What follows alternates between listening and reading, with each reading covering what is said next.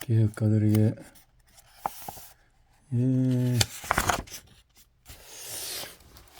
보수적인 기술자 집단과 관료주의, 개발도상국 국가들과 과거 사회주의 국가들은 재산체제를 건재하기 위한 지도 제작과 전선화 작업에 수백억 달러를 지출하고 있지만 아직까지도 불법적인 영역을 통감하지 못하고 있다. 재산개혁의 중요성에 대해서 진지하게 생각했던 사람들에게 이런 현실은 전혀 놀랄만한 일이 아니다. 세계은행의 한 전문가는 토지 소유권을 기술적인 문제로 생각하는 성향이 또 경고했다. 이따금 지도가 제작되고 측량이 실시되면서 체제장애나 법적인 문제로 인해 소유권은 발행되지 않는다. 심지어 기술자들조차도 경이로운 신기술에 자신들도 당황할 수 있다는 점을 걱정하고 있다. 일부 국가 지도를 재산의 초석으로 여기겠다는 사실을 염려했다. 현재 우리는 자본관리의 개념을 시리적인 정보체제의 문제로 축소하려고 시도하면서 이런 잘못된 확신에 빠져들고 있다. 기술은 확실한 결과물을 창출한다는 측면에서 대단히 매혹적이다. 그러나 기술은 고작 해결책의 일부에 불과할 뿐이다.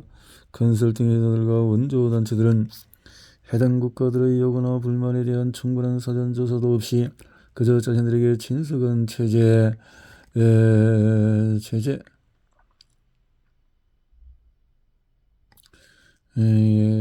그래서 권장한다는 거죠.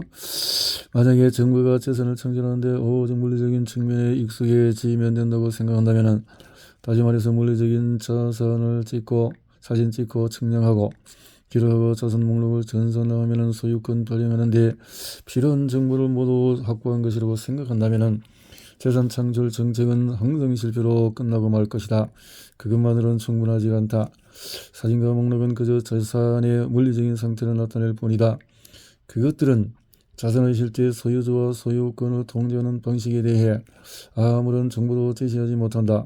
전 세계의 어떤 사진 자료와 전산 목록도 소유권을 시행하는 지역적인 규칙과 그 규칙을 유지하는 네트워크에 대해 정보를 알려줄 수가 없다. 물리적인 자산이 어떤 재산으로 고정되는지 확인하기 위해서도 지도와 목록이 대단히 중요하지만 그것들도 합법적인 재산의 창출을 이끌어내는 국가적인 사회 계약을 구축할 수 있는 방법을 제시하지 못한다.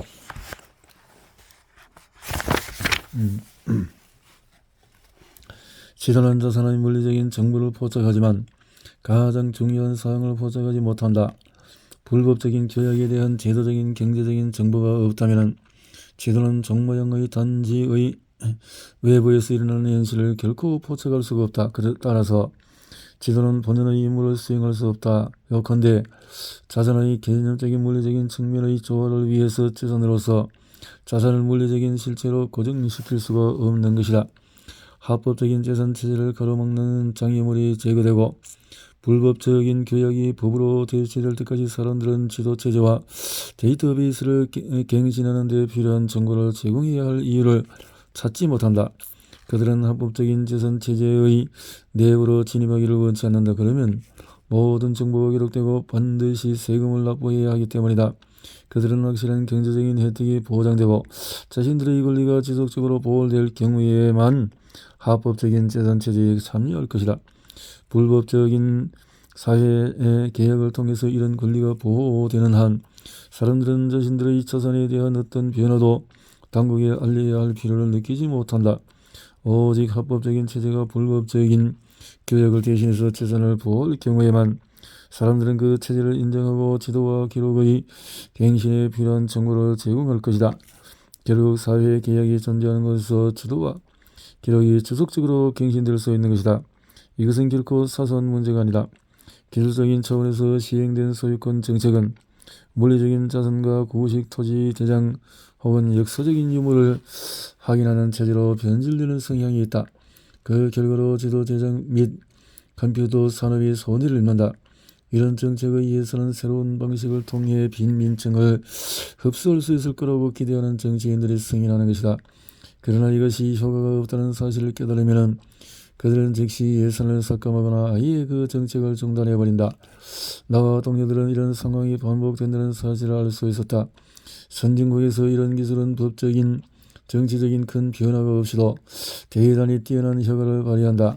이미 한 세기 전에 그런 변화가 이루어졌기 때문에 재산에 대한 통합적인 사회개혁이 확고하게 자리 잡고 있다.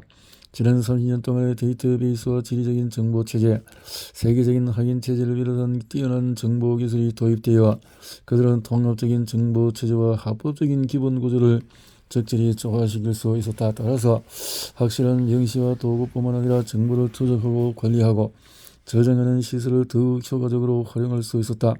측량과 지도 제작, 등기와 같은 재산 문서에 대한 전문적인 서비스를 제공하는 모든 회사나 단체들이 재산 창출에 중요하지 않다고 말하는 것이 아니다. 오히려 그 반대라고 할 수 있다.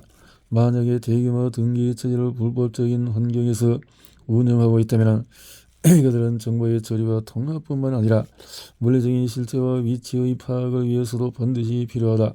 그들은 재산 계획에 소요되는 대부분의 비용을 소비할 것이다. 그러나 먼저 불법적인 영역을 흡수하는 것과 관련된 법적인 정치적인 문제들이 반드시 해결되어야 한다.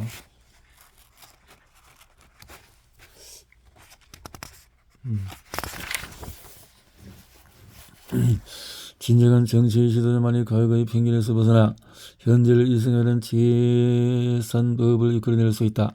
진화적인 기술에 집착하는 성향에서 탈피해 사회선을 추구하는 것이다. 기존의 제도는 현재 상황을 선호하거나 보호하려는 성향이 있다. 따라서 정치인들이 필요하다. 기술자들이 스스로를 극복하고 변화를 지지하도록 설득하는 것은 정치적인 과제다. 정모형 단체의 내부에 존재하는 정부 조직들은 대체로 급진적이고 광범위한 개혁을 수행하지 않는다. 따라서 정치적인 개입이 필요하다.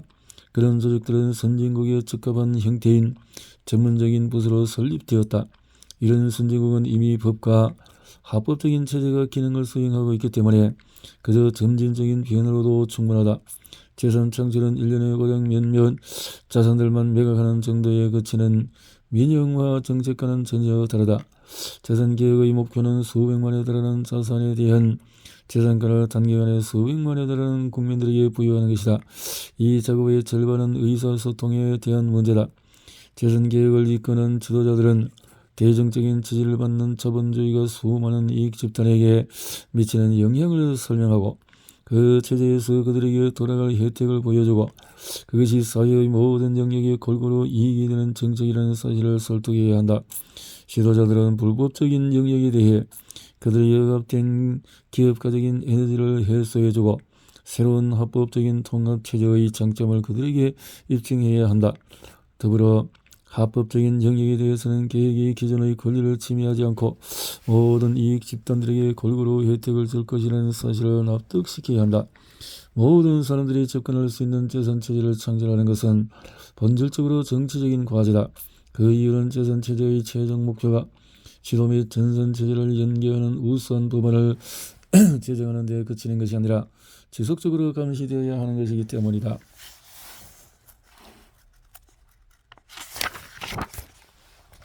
자본주의를 위한 변명. 정보를 이런 곳에서 우리는 지식을 얻었는가? 비서구 지역에서 자본주의는 위기를 맞고 있다. 이유는 국제적인 세계화가 실패하기 때문이 아니라 개발도상국들과 과거의 사회주의 국가들이 국내에서 자본의 세계화를 이룰 수 없기 때문이다. 이런 국가들에서 국민들은 대부분 자본주의를 오직 서구와 가난한 국가들의 종모형 단지의 내부에 머무는 엘리트들에게 혜택을 주는 개인적인 클럽이자 차별적인 체제라고 생각한다. 전 세계적으로 수많은 사람들이 나이키 신발을 신고 번쩍이는 디지털 시기를 차고 있을 것이다. 서구의 제품을 소비하면서도 그들은 여전히 자신들이 자본주의라는 게임에서 변두리를 헤매고 있다는 사실을 너무나 잘 알고 있다. 그들은 자본주의와 아무런 이해관계도 없다. 세계화가 단순히 극소수의 특권층이 머무는 종모형 단지를 연계하는 과정으로 변질되어서는 안 된다. 그런 세계화는 이미 시도된 적이 있었다. 19세기 유럽의 왕족들은 사실상 하나의 거대한 가계를 이루고 있었다. 특히 영국, 프랑스, 네덜란드, 스페인, 러시아는 혈연 관계로 맺어져 지속적인 정치적인 사교적인 교류를 이어갔다. 19세기의 자본주의의 성공의 거두었고 러시아 혁명과 대공황이 일어나기 전까지 산업화된 세계에서 번영했다. 그러나 스페인의 오르테가 카세트와 미국의 위대한 석학 월터 리프먼이 지적했던 것처럼 정교하고 우월한 체제로 군림하고 있지만 자본주의는 항상 불안정하다. 1941년에 미국의 경제학자 레스터스 서론은 이렇게 지적했다. 미국과 영국은 본질적으로 지구상에 남은 유일한 자본주의 국가다. 다른 국가들은 모두 파시즘이거나 사회주의적이거나 제3세계이다. 1920년대와 30년대 비기는 자본주의를 파멸의 순간까지 몰고 갔다. 오늘날 너무나 막강해 보이는 자본주의는 고작 몇 번의 사소한 실수로 인해 소멸될 수 있는 것이다. 남미의 사례는 제일 드러날 필요가 없다.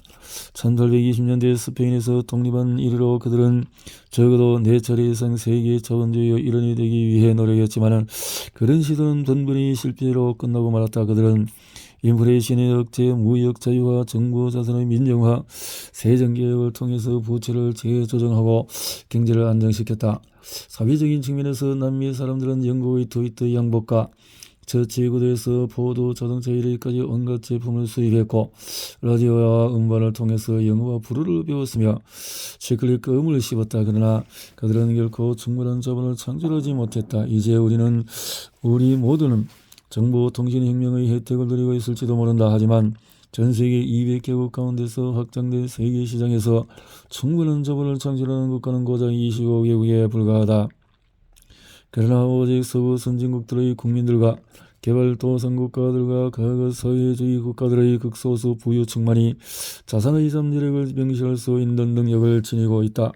따라서 그들만이 자본을 창출하고 사용할 수 있는 것이다. 차별정책으로 인해서 그 체제 내부로 진입하지 못하는 비서구 지역에서는 자본주의를 점차 적대적인 시각으로 바라보고 있다. 심지어 엘리트 계층에서도 만약 자신들이 영원히 자본을 창출할 수 없다면 결코 세계 자본주의라는 게임에서 생산적인 주체가 될 수가 없다는 인식이 확산되고 있다. 세계화에 뛰어들기 때문에 미국과는 불법적인 활동으로 혼란스러운 남미에 더 가까운 모습이었다. 이것이 바로 비서구 지역에서 자본주의 옹호자들이 지적 기반을 잃고 있는 이유다. 불과 10년 전만 해도 막강한 세력을 과시했던 그들은 이제 비참하고 불평등한 현실에 대해 사죄하는 초라하고 모습을 보이고 말았다. 그러나 이러한 국가들의 법은 차별적인 성향을 보였다. 앞서 2장에서 언급했던 것처럼 그 국가들은 법이 합법적인 재산체제에 대한 접근을 차단하고 있기 때문에 미국의 80%가 자산의 생명을 불어넣을 수 없고 자산으로 자본을 창출할 수도 없다. 그들은 수조 원에 달하는 죽은 자본을 보유하고 있지만 그것은 외딴 곳에 있는 여러 연못들의 물이 하나의 커다란 호수로 합쳐져서 단일화된 재산체제를 형성하고 자본을 창출할 수 있는 형태로 이루지 못하고 황량한 사막의 모래 속으로 싸진 것과 다름없는 상황이다. 사람들은 책임 범위가 해당 지역에 국한되는 수많은 불법적인 규약을 기반으로 자신들의 재산을 보유하고 사용한다. 합법적인 재산에 대한 단일화된 기준이 없다면 그들은 자산에 대한 상호관계를 규정할 수가 없다. 자본주의의 혜택이 그들에게 돌아올 때까지 그들에게 인내심을 갖고 기다리라고 강요할 수는 없다. 합법적인 재산에 대한 확고한 기반이 마련될 때까지 그들은 결코 자본주의 혜택을 누릴 수가 없다. 사회주의를 상대로 거둔 승리감에 도취해서 여전히 기고만장한 자본주의자들은 자신들의 그것이 경제학적인 계획이 충분하지 않다는 사실을 인식해야 한다. 우리는 개발도상국가들과 과거 사회주의와 그들의 국제무역과 개인 투자를 강화하기 위한 규제를 마련하고 국내 통화를 안정시키면서 그들의 폐쇄된 경제를 개방했기 때문에 세계화가 진행되고 있다는 사실을 절대로 잊어서는 안 된다. 이 모든 현상은 아주 바람직한 것이다. 그러나 이러한 개혁을 통해서 이런 국가들의 국민이 이미 합법적인 통합체제를 구축하고 개방된 시장에서 자본을 사용할 수 있는 능력을 갖췄다고 생각하는 것은 바람직하지가 않다. 그들은 아직 그런 수준에 도달하지 못했다. 앞서 2장에서 언급했던 것처럼 대부분 확대된 시장에서 참여할 수는 없다.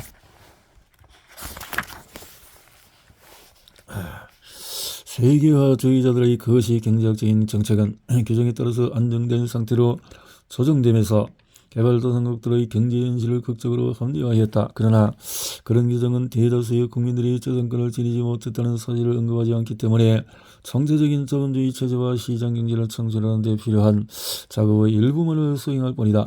그들의 이 방식은 체계화된 법이 내부적으로 세계화된 국가들에서 효율적인 동남아의 투자 수단과 연계된 포괄적인 재산체제가 제대로 운영될 경우의 효과를 발휘하도록 고안된 것이다.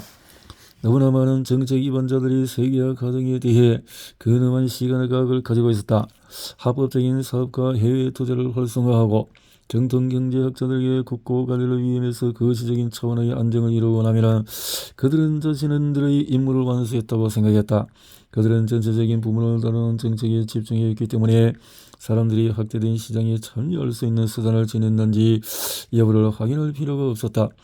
그들은 국민들이 변화의 핵심적인 주체이며 항상 가난한 사람들에게 중점을 두어야 한다는 사실을 잊었다. 그들은 계층이라는 개념을 염두에 두지 않았기 때문에 그런 중요한 사안을 간과했다. 그들은 아무리 소소한 것일지라도 다른 사람들의 삶의 방식을 이해하는 능력을 갖추지 못했던 것이다. 경제개혁가들은 가난한 사람들을 위한 재산의 문제를 변화에 무관심한 보수적인 법체제에 맡겼다. 결국 대다수 국민들이 보유한 자산은 불법적인 영역을 벗어나지 못하는 죽은 자본으로 남고 말았다. 이런 까닭에 세계화와 자유시장 개혁의 옹호자들은 종모양 단지를 장악하고 있는 사람들의 이익을 지키는 수호자들로 인식되기 시작한 것이다. 마르크스의 부활. 가난한 국가들에서 이루어지는 대부분의 경제개혁 정책은 지난날 마르크스가 예견했던 함정에 빠져들고 말 가능성이 있다. 자본주의 체제의 가장 치명적인 모순은 소수에게 자본이 집중되는 현상을 막을 수 없기 때문에 자본주의 체제가 자체적으로 붕괴된다는 것이다. 대다수의 국민들에게 확대된 시장에 접근할 수 있는 장치를 제공하지 못하기 때문에 이런 개혁은 미혹한 토지를 두고 벌어지는 계층 갈등으로 이어진다. 자신들의 재산권을 실용할 수 있는 극소수에게 자본주의와 자유시장 경제의 혜택이 들어가고 자신들의 자산을 활용할 수 없는 자본이 충분히 공급되지 않는 영역에는 상대적인 빈곤이 기다리고 있다. 계층 갈등은 최근에 일어난 현상인가 아니면 오래전부터 있었던 현상인가? 이 개념은 베를린 장벽에서 비롯된 것이 아닌가? 불행하게도 그렇지 않다. 이것은 선진국에 거주하는 국민들이 이해하기 어려운 개념일 것이다. 서구에서 체제에 불만을 갖는 사람들은 빈곤의 주머니 속에 살고 있기 때문이다. 그러나 개발도상 국가가 과거의 사회주의 국가들의 비참한 현실은 주머니 속에 담겨지지 않는다. 사회 전체에 만연한 현상이기 때문이다. 서구에서 최하층이라고 불리는 계층이 이곳에서 대다수를 차지하고 있다. 과거 그들의 절실한 요구가 충족되지 않았을 때 엄청난 분노에 사로잡힌 대다수의 빈민들은 막강한 엘리트들의 무릎을 꿇게 만들었다. 비서구 국가들의 정부는 엘리트들이 제공하는 중요한 정보에 의존하고 있으며 그들은 요새처럼 든든한 장벽 뒤편에 머물고 있다. 오늘날 선진국과 다른 세계의 차이는 합법적인 재산이 보편화된 국가와 재산권을 고정해서 자본을 창출할 수 있는 계층과 그렇지 못한 계층으로 구분되는 국가의 차이라고 할 수 있다. 만약에 불법적인 재산권이 수행되지 않는다면 이런 사회는 법을 준수하는 합법적인 영역과 아주 빈곤한 불법적인 영역으로 나눠지는 이중적인 경제구조로 인해 혼란에 빠져들 것이다. 그러나 정보통신기술이 꾸준히 개선되고 빈민층이 자신들의 권리를 잘 이해할 수 있다면 합법적인 차별정책에 대한 반감은 더욱 증폭될 것이다. 결국 어느 시점에 이르면 종모양 단지의 외부에 머무는 사람들은 기존의 체제에 반대하는 정치적인 운동을 전개할 것이다.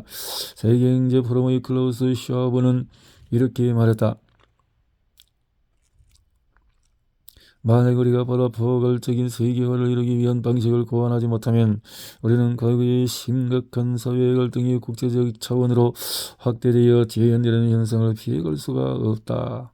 이제 냉전은 종식되었지만 여전히 계층 갈등은 사라지지 않았다. 1980년대 이후로 아메리카 대륙에서 모든 계층은 서로 다른 투쟁을 벌였지만 모두가 동일한 적을 상대하고 있다고 보도했다. 바로 새로 부상한 남미의 자본주의였다. 이런 상황에서 마르크스주의자들은 방식은 계층 갈등에 대한 자본주의자들보다 탁월한 해답을 제시할 수 있었다. 자본주의자들은 비교 분석할 자료도 갖추지 못했고 심지어 불법적인 영역에 거주하는 빈민들에게 접근할 수 있는 전략도 마련하지 못했기 때문이다. 대체로 그들은 최하층 사람들이 거주하는 방식과 그들의 생활 수준을 개선할 수 있는 방식에 대한 체계적인 설명을 제시하지 못했다. 우리는 막스주의자들의 통합이론의 잠재력을 절대로 가소평가해서는 안 된다. 아무런 희망도 없는 수많은 사람들이 절망적인 경제 현실을 타개하기 위한 통합적인 세계관을 찾으려고 하는 시기가 그런 것의 경우다.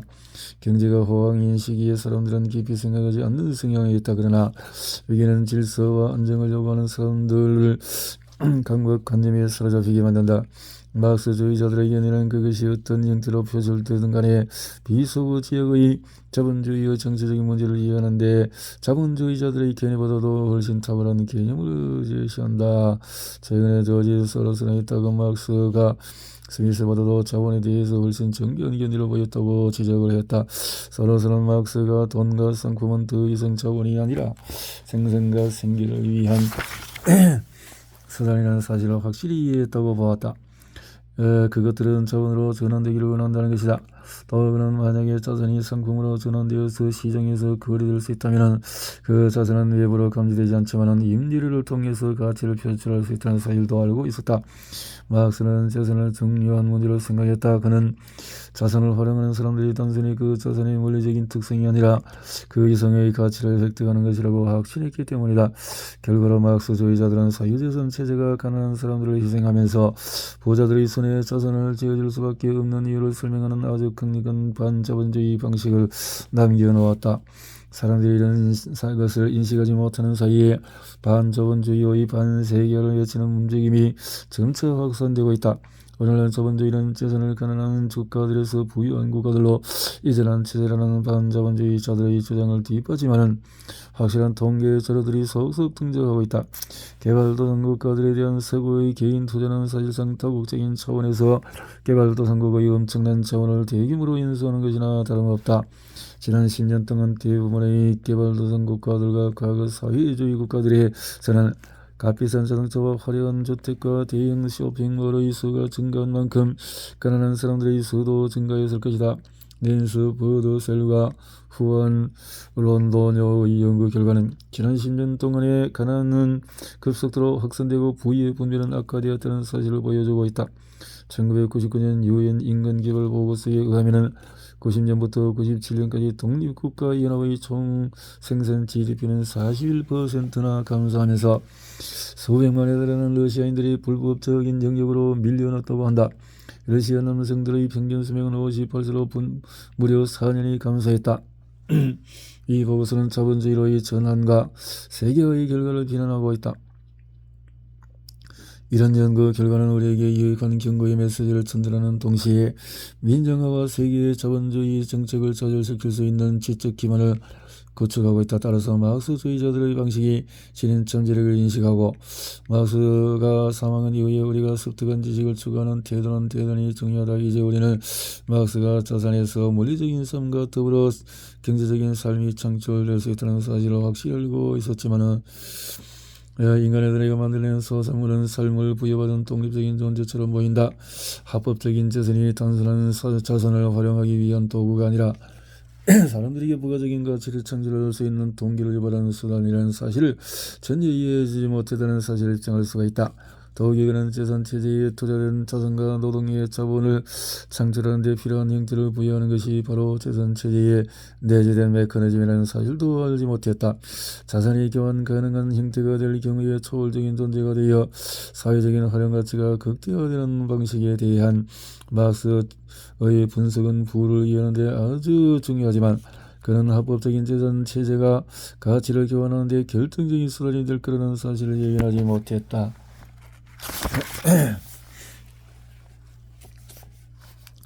또 자본은 일종의 독립적인 실체로서 돈과 상품은 그 안에서 나타났다 사라지는 단순한 형태에 불과하다는 사실도 파악하고 있었다. 그러나 그는 합법적인 재산이 명시화를 통해서 본래의 자본은 부가적인 기능을 하고 명시화하는 잉여가치를 창출한다는 것을 파악하지 못한 시대에 살고 있었다. 결국 막스는 재산의 혜택을 누릴 수 있는 범위를 확대하는 일에 사람들이 얼마나 많은 관심을 갖고 있는지 확인할 수 없었다. 재산에 대한 소유권은 점차 커지고 있는 합법적인 재산이라는 거대한 빙산에서 외부로 드러나는 아주 작은 조각에 불과했다. 그 빙산의 나머지 부분은 자산의 경제적인 잠재력을 이끌어내기 위해서 인간이 만들어낸 거대한 시설이다. 마크스가 합법적인 재산이 자본을 고정시키고 유통하는 데 필수적인 과정이라는 사실을 완전히 이해하지 못했던 것도 바로 이런 이유 때문이다. 재산이 없다면 인류는 노동과 열매를 유동적인 형태로 전환할 수 없고 결국 잉여 가치를 창출하기 위한 자산을 조합하고 분할할 수 투자가 없다. 이제 마크스의 사상은 시대에 뒤처진 것이 되었다.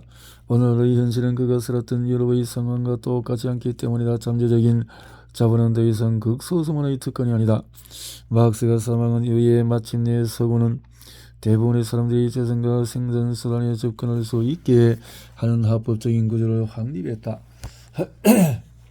어쩌면 마크스는 개발도상 국가들에서 대다수의 국민들이 억압된 합법적인 프롤레타리아가 아니라 불법적인 영역에 존재하는 상당한 자산을 보유한 영세기업가들이라는 사실을 알고 깜짝 놀랄지도 모른다. 마크스가 지적했던 것처럼 합법적인 재산 체제가 타락하고 해서 이런 체제가 약탈에 활용될 수 있다는 허점이 간과되어서는 안 된다. 이 세계는 항상 재산 문서를 악용해서 순진한 사람들의 부를 갈취하려는 사기꾼들로 가득하다. 그러나 이런 이유로 합법적인 재산 체제에 반대하고 나설 수 있는 사람은 아무도 없다. 이런 범죄에 악용될 수 있다는 이유로 컴퓨터와 자동차를 없애자고 주장하는 사람이 없는 것과 같은 맥락이다. 만약에 마르크스가 오늘날까지 살아서 철의 장막에서 자산이 악용되는 모습을 보았다면 그는 재산의 유무 여부에 관계없이 충분히 약탈 행위가 일어날 수 있고 약탈을 억제하려면 재산보다도 무역에 의존해야 한다는 사실에 동의할 것이다. 더불어 그는 잉여 가치에 대해서 아주 명확한 정의를 내렸지만 그 의미는 결코 그의 저서 내용에 국한되지 않는다. 사람들은 피라미드와 성당을 건축하거나 대규모 군대를 조직하면서 항상 잉여 가치를 창출해왔다. 오늘날 서구에서 창출되는 대부분의 잉여 가치는 엄청나게 착취되는 노동 시간에서 비롯된 것이 아니라 상품에서 부가적인 활동을 이끌어내는 메커니즘을 제공하는 재산 체제에서 비롯되었다. 우리 모두와 마찬가지로 마크스도 그 시대의 사회 분위기와 기술의 수준에 영향을 받았다. 가난한 사람들의 생활 수준을 약탈하고 공유적을 무단 점거하고 원주민들을 노예로 삼고 식민지를 약탈하고 식민제도를 악용해서 흑인들을 노예 시장에 팔아넘기는 행위는 모두 마크스가 말했던 자본의 원시적인 축적에 이르는 필수 조건들일지도 모른다. 오늘날 이런 조건들을 다시 적용하기란 대단히 어려운 일이다. 이제 약탈 행위와 노예 거래, 식민주의의 정부가 금지하는 사항들이다. 대부분의 국가들이 세계 인권선언과 같은 국제조약에 동참하고 있을 뿐만 아니라 헌법을 통해서 재산권 접근에 대한 평등한 기회 부여를 인간의 기본권으로 규정하고 있다.